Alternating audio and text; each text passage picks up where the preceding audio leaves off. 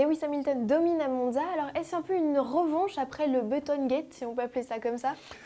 Écoutez, c'est une revanche, en tout cas, c'est une victoire, l'une des plus belles de Lewis Hamilton. Parce que, si vous vous souvenez bien de ce Grand Prix, il n'y avait pas vraiment de stratégie de pneus. On savait qu'on allait démarrer, entendre et passer au dur. Il y avait un changement possible, sauf pour les Mercedes qui ont toujours des problèmes de pneus. Et donc, c'était sur la piste qu'il fallait gagner, ce qu'a fait Lewis Hamilton d'une façon formidable. Alors après ça, il faisait un peu la tête, mais on sait qu'en ce moment, il est un peu en bisbille pour le renouvellement de son contrat chez McLaren, et qu'en l'occurrence, eh bien, je crois qu'il a besoin d'argent ou qu'il en veut un peu plus. Moi, je ne crois pas à l'hypothèse, c'est pure spéculation, hein, je ne crois pas à l'hypothèse Mercedes parce que je ne vois pas pourquoi il irait dans une équipe qui est moins bonne que la sienne, dont on ne sait pas à l'avenir si elle va perdurer en 2013 ou en 2014. Je ne vois pas pourquoi Lewis Hamilton quitterait McLaren. Il n'a pas d'offre de Ferrari, parce que Fernando Alonso n'en veut pas. Et en l'occurrence, je crois qu'il veut faire monter un petit peu la note du contrat. Mais il ne s'y prend pas très bien, parce que McLaren dit que franchement, ils n'ont pas de plan B pour le remplacer. Et en l'occurrence, il va falloir quand même trouver une négociation, en tout cas un terrain d'entente. Passons à présent à Sergio Pérez qui signe un nouveau podium cette saison. Alors, ira-t-il chez Ferrari ou pas? Ah, ça c'est la question piège par excellence. Il peut y aller chez Ferrari. Naturellement qu'il en a lui aussi envie. Vous savez, Ferrari, c'est une écurie emblématique de la Formule 1. Mais attention, il y a beaucoup de conditions. Un, tout simplement, est-ce que Ferrari a envie de déshabiller son écurie sœur, qui est Sauber? Ça, il faut voir les choses comme ça. Deuxièmement, est-ce que Fernando Alonso veut à ses côtés un garçon aussi remuant que Checo Pérez? Je ne le sais pas non plus. Moi, je crois que si Massa doit être remplacé, eh bien, ce n'est pas sûr du tout que ce soit Sergio Pérez qui vienne. Mais vous savez quand même qu'il est le leader de Ferrari Drivers Development. Et en l'occurrence, bien sûr qu'il peut y aller directement aussi. Donc, tout dépend, à mon avis, de la fin de la saison de Felipe Massa. Alors justement, à propos de Ferrari, on se demande un peu comment Fernando Alonso a réussi à atteindre le podium vu tous les déboires mécaniques qu'il a eu. Massa est quatrième. Finalement, Ferrari souffle la priorité à Lotus puisqu'elle lui passe devant et il est troisième. On n'arrête plus à ce coup derrière. Oui, eh bien alors déjà, je vais vous dire, faire allusion à quelque chose qui est assez rare chez moi, c'est-à-dire le facteur chance. Déjà, vous pouvez voir qu'à Monza, ceux qui ont été punis en Belgique ont gagné à Monza et ceux qui ont gagné en Belgique ont été punis à Monza. Et en l'occurrence, bon, il faut un peu de chance et je crois qu'il en a eu parce qu'il a eu le vendredi moteur, boîte de vitesse, frein.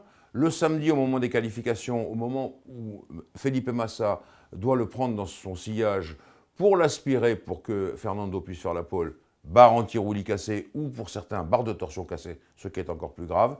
Donc, effectivement, il a eu un peu de chance. Et puis après, eh bien, les circonstances de course l'ont aidé. D'abord parce que c'est Alonso, il s'est quand même avancé, il faut reconnaître ça. Deuxièmement, l'affaire Vettel, je renvoie tous ceux qui rouspètent de tous les côtés au fait qu'il y a un nouveau règlement cette année, en 2012, et qu'on ne peut pas serrer les gens à l'extérieur de la piste. Donc voilà, il y a eu tout ça. Tout ça, ça a joué pour un peu de chance pour Alonso.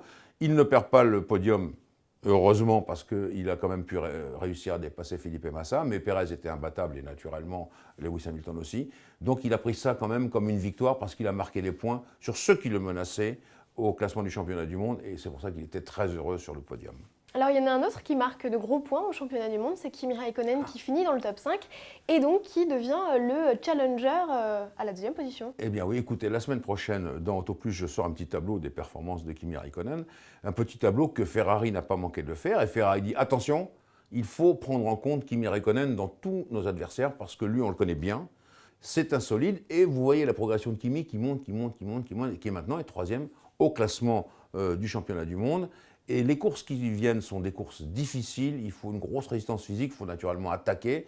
L'autre, c'est un bûcheron, Kimi, c'est un attaquant de première. Et donc, il peut très bien faire avec cette Lotus Renault qui n'a pas encore gagné. Donc, attention à Kimi, il faut le prendre en compte. À Monza, il y a eu 2 abandons pour les Red Bull, Jean-Louis. Alors, que se passe-t-il? Alors, l'abandon de Weber, c'est une sortie de piste. Il reste le cas Vettel, et le cas Vettel, c'est le deuxième abandon de Sébastien Vettel pour un problème d'alternateur. Et ça, les écuries concurrentes commencent à se poser des questions, et ou plutôt nous disent, posez-vous les bonnes questions. Les bonnes questions, c'est pourquoi les Red Bull Renault sont si faiblards en vitesse de pointe, et pourquoi elles ont ces ennuis électriques perpétuels, ou de KERS, ou d'alternateurs qui n'arrivent pas à fournir assez d'électricité.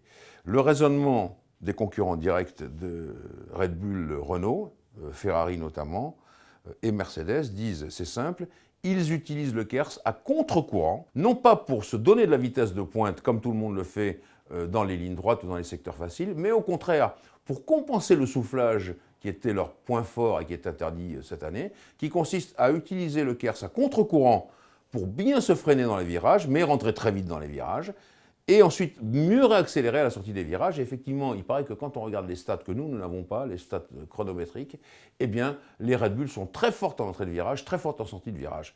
Et est-ce que c'est cette surconsommation, avec le nombre de capteurs qui a largement augmenté sur toutes les voitures et sur les Red Bull par conséquent, tout ça réuni eh bien, fait que les Red Bull ont un problème du côté du KERS ou de l'alternateur, et en tout cas de l'électricité.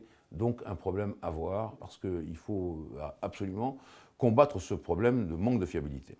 Alors pour finir, un petit volet sur nos Frenchies, on va commencer par Jean-Éric Vergne qui est parti à la faute. Alors que lui est-il arrivé, Jean-Éric ?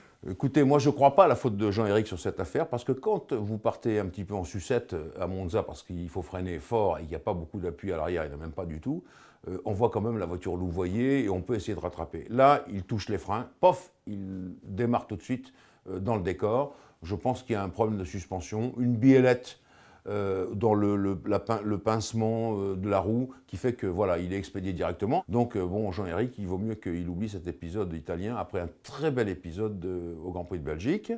Grosjean, Romain de son prénom, était lui, vous le savez, suspendu pour cette course, donc on ne l'a pas vu. On l'a vu simplement en conférence de presse.